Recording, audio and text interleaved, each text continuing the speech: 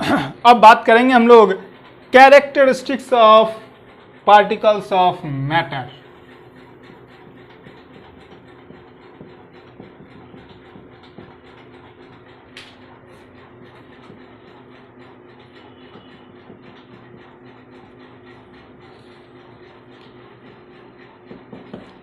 Characteristics of particles of matter की बात करेंगे तो इसमें पहला जो पार्ट है आपका वो ये कहता है कि the particles of matter are very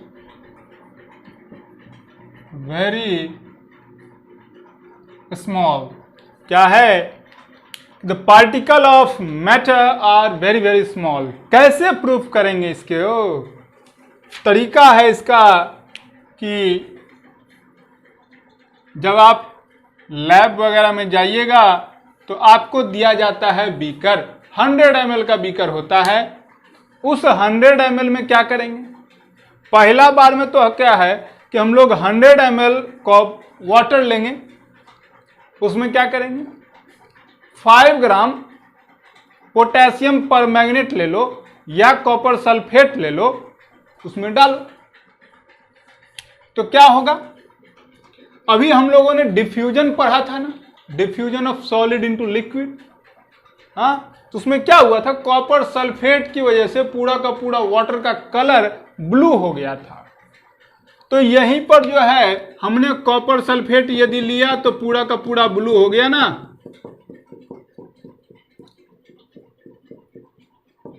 अब जब हम केमिस्ट्री के लैब में ही हैं तो लैब में कोई एक बीकर तो होता नहीं है, 10 बीकर हो सकते हैं, होते भी हैं। दूसरा बीकर उठाएंगे, वो भी 100 ml वाला। क्या करेंगे? उसमें 90 ml वाटर लेंगे, 90 ml वाटर ले लिए। उसमें क्या करेंगे कि ये जो पहला वाला था ना, इसमें से 10 ml वाटर लेकर के इसमें डालेंगे। कितना? Only 10 ml। पहले से आपका कितना था? 90 ml। तो टोटल कितना हो गया? 100 ml हुआ ना। तो आपको क्या नजर आएगा? आपको नजर ये आएगा कि इसका जो कलर था ना, उससे थोड़ा हल्का कलर इसका हो जाएगा। मेरा मन किया कि एक बार और करके देखते हैं। फिर से एक बीकर लिए, 90 ml वाटर ले लिए और इसमें से 10 ml लेकर के डाल दिए। टोटल कितना हो गया? 100 ml वाटर। तो आप इसमें क्या देखोगे? आपने देखा कि यहां से जब इसमें ले गए तो कलर थोड़ा सा फेंट किया, यानी कि हल्का हो गया। इसमें से इसमें लेंगे तो थोड़ा हल्का होगा। मेरा मन इतने पर ही नहीं भरा, हमने एक और ले लिया। जब लेंगे तो क्या दिखेगा? फिर कितना लिया? तो 90 ml वाटर लिया था मैंने इसमें, और यहां से उठा करके 10 ml इसमें डाल दिए। तो क्या होगा? इससे भी थोड़ा हल्का हो जाएगा। आप इसको 10 बार कर लोगे फिर भी आपको एक चीज दिखेगा, वो ब्लू कलर का इफेक्ट दिखेगा उस वाटर में। तो ये जो ब्लू कलर का इफेक्ट दिखता है, यहीं से पता चलता है कि the particles of matter are very small. आपने यहां क्या लिया था? 5 ग्राम कॉपर सल्फेट लिया था ओनली, और कलर हो गया था पूरे के पूरे वाटर का ब्लू। अगला में क्या किया? हमने 10 ml लिक्विड लिया था इसमें से, जो कि ब्लू कलर का था, इसमें डाला, 100 ml का सॉल्यूशन बना। तो क्या हो गया कि कलर आपका हल्का हुआ। इसमें से फिर 10 ml लेकर के अगले में दिया तो उससे हल्का, उसके बाद फिर किए उससे हल्का। आप कितने बार भी करोगे तो ब्लू कलर का इफेक्ट कहीं ना कहीं आपको दिखेगा, हल्का सा ही, लेकिन दिखेगा जरूर। तो यही शो करता है कि particles of matter are very very small. अब जो दूसरा पार्ट है वो ये,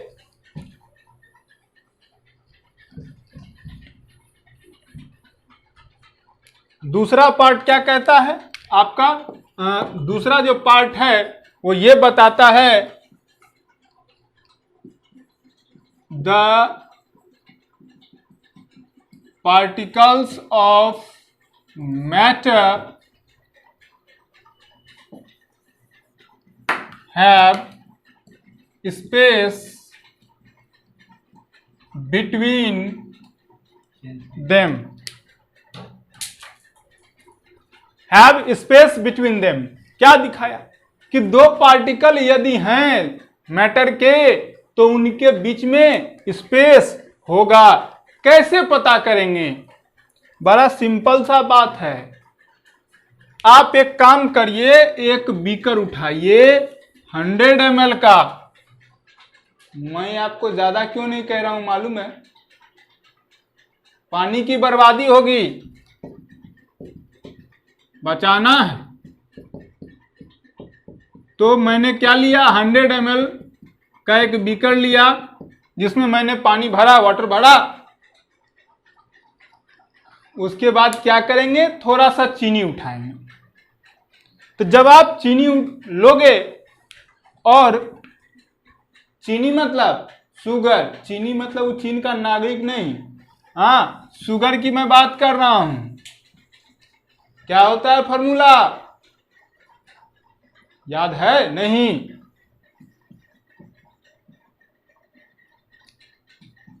C12H22O11।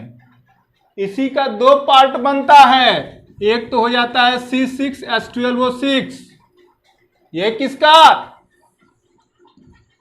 ग्लूकोज का होता है। तो ग्लूकोज और शुगर में बहुत अंतर होता है, मिक्स नहीं कर देना है। आपको शुगर के लिए क्या फॉर्मूला रखना है याद, C12H22O11। इसमें मैंने क्या किया कि एक बीकर लिया था 100 ml, उसमें मैंने कितना लिया है, 10 ग्राम शुगर डाला।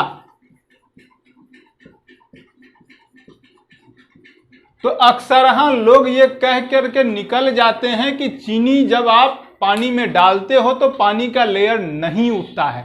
ठहरिए, थोड़ा सा कॉन्सेप्ट में गड़बड़ है। उठता है तब तक ही उठा रहता है जब तक कि वो शुगर घुल ना जाए। शुगर जैसे ही घुल गया वाटर में, उसके बाद जो ओरिजिनल जगह था वहीं आएगा।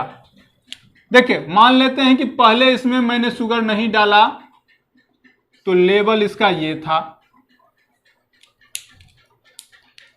लेवल जो है इसका ये था। लेकिन जब आप शुगर डालोगे तो आप देखोगे ज्यादा तो अंतर नहीं पड़ेगा, लेकिन थोड़ा सा अंतर जरूर पड़ेगा। ये लेवल उठ करके हो सकता है यहां पहुंच जाए। देखिए, मैंने अभी क्या बताया, शुगर जब नहीं डाले थे तो इसका लेवल क्या था, ये नीचे वाला लाइन था। जब हमने शुगर डाला तो क्या हो गया, थोड़ा सा ऊपर का लेवल गया। लेकिन जैसे ही हमने इसे घोल दिया तो ये फिर से अपने ओरिजिनल लेयर पर पहुंच जाएगा। ये क्या बताया, ये बताया कि आपका शुगर का जो पार्टिकल है वो कहीं ना कहीं वाटर के मॉलिक्यूल्स के बीच में एडजस्ट हो गया। जैसे ये दो पेन, 3 मार्कर्स हैं, तीनों के बीच में जो है ऐसे हैं ये। अब तीनों के बीच में इसको एडजस्ट करना है तो जबरदस्ती आ गया ना। तो वैसे ही क्या है कि 2 मॉलिक्यूल था, शुगर का पार्टिकल जो है बोला कि भाई मेरे को भी स्पेस दो। तो ये वाटर के मॉलिक्यूल के बीच में जो स्पेस होता है, क्योंकि आपने पढ़ रखा है बचपन से ही कि liquids having the particles of liquid having space between them, 2 liquid particle के बीच में स्पेस होता है। तो उसी स्पेस के बीच में क्या है, उसी स्पेस में आपका शुगर का पार्टिकल एडजस्ट हो जाता है। तो इसलिए आपका लेयर जो है नहीं इंक्रीज करता है। याद रखने वाली बात है कि यदि डिजॉल्व्ड पार्टिकल हैं तब, यानी कि घुलने वाले यदि पार्टिकल हैं तो वैसे केस में यह चीज संभव है, लेकिन कुछ ऐसे भी चीजें हैं जो नहीं घुलते हैं पूरी तरह से, मतलब पानी में तो घुल जाएगा लेकिन वो पार्शियली डिजॉल्व होता है। तो वैसे पार्टिकल्स की बात मैं नहीं कर रहा हूं, आप शुगर ले लो, साल्ट ले लो, मैं वैसे की बात कर रहा हूं। तो यहां से यह भी पता चला कि particles having space between them. अब तीसरा जो है वो बात करेंगे। तीसरा क्या है?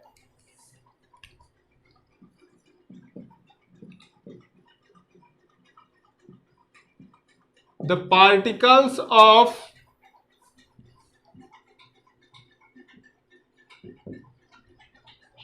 मैटर आर constantly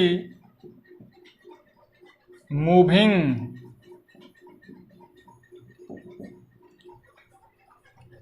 मैटर के जो पार्टिकल्स हैं वो कॉन्स्टेंटली मूव करते हैं। कैसे पता करेंगे? तो पता कुछ ऐसे करेंगे कि रूम के किसी कोने में अगरबत्ती, इंसेंस स्टिक जिसे कहते हैं, आप जलाते हो तो उसकी खुशबू जो है पूरे रूम में फैल जाती है। इसे पता क्या चलता है कि गैस के पार्टिकल्स मोशन कर रहे हैं। नहीं तो क्या होता कि जहां जल रहा है अगरबत्ती, इंसेंस स्टिक, वहीं तक उसका स्मेल होता, फैल तो पूरे रूम में जाता है। यदि उस रूम का दरवाजा खुला हो तो अगले रूम में भी उसका स्मेल पहुंचता है। लेकिन अब आप यदि कहोगे कि सर सब चीज में तो ऐसा नहीं होता, तो भाई मैं गैस की बात कर रहा हूं। अब आप सॉलिड की बात करोगे तो सॉलिड का थोड़ी मोशन दिखेगा आपको। हाँ, लिक्विड में दिखेगा आपको।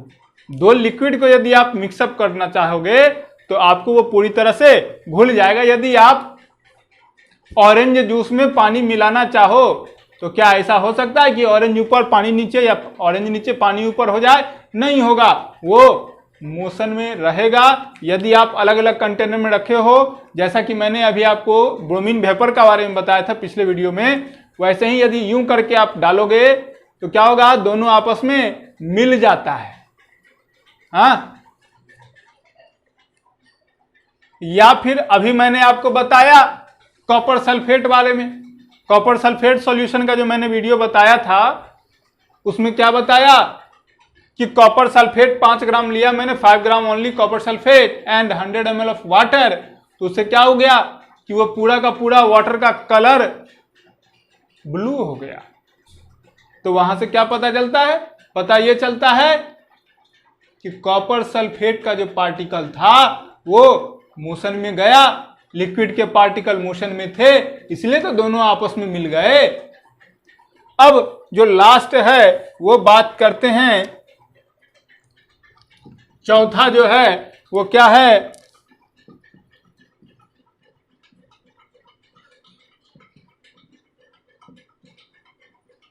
The particle of matter attract each other।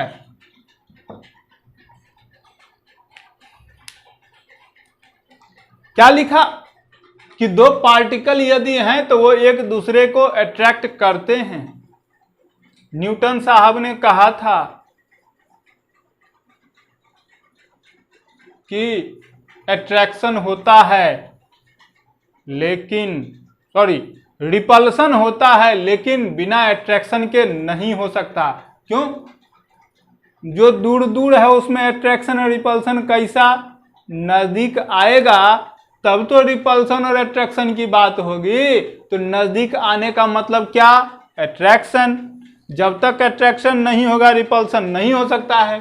वही बात यहां है कि दो पार्टिकल्स ऑफ मैटर जो हैं एक दूसरे को अट्रैक्ट करते हैं और इसी अट्रैक्शन की वजह से हम लोग बात करेंगे इंटरमोलिकुलर फोर्स ऑफ अट्रैक्शन की।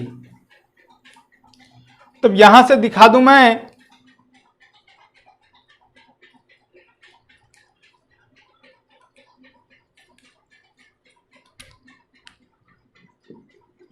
The force of attraction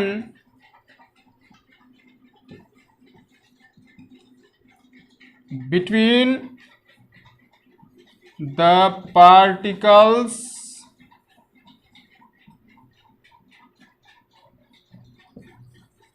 of the same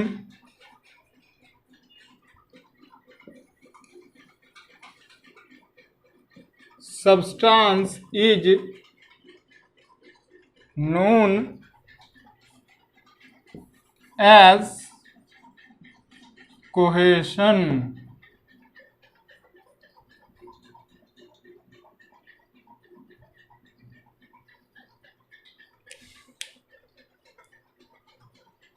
अब क्या लिखा है?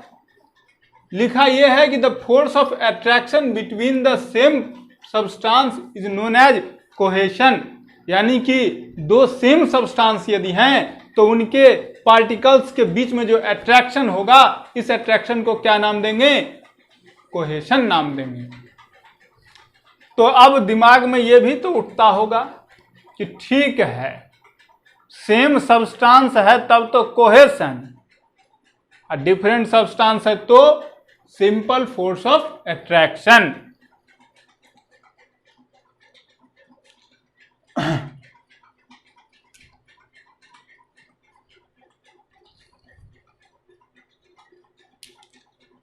अब सिंपल फोर्स ऑफ अट्रैक्शन कहते हैं उसको। अब यहां मैं आपको बता दूं, आप जानते भी होंगे कि सॉलिड में फोर्स ऑफ अट्रैक्शन मैक्सिमम होता है, लिक्विड में सॉलिड से कम होता है, और गैसेस में सबसे कम होता है। तो यहां एक चीज जो है नोट करने वाली बात यह है, लिखना है इस चीज को, याद रखना है इस चीज को कि the force of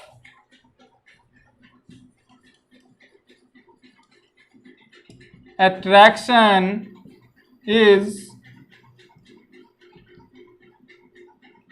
maximum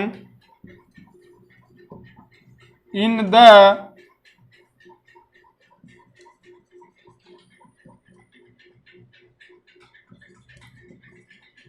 particles of solid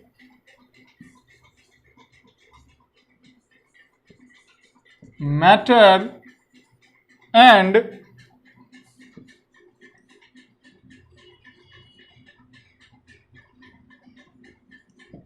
minimum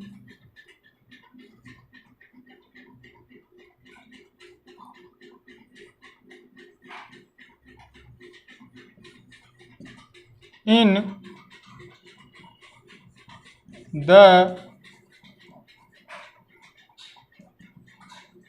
particles of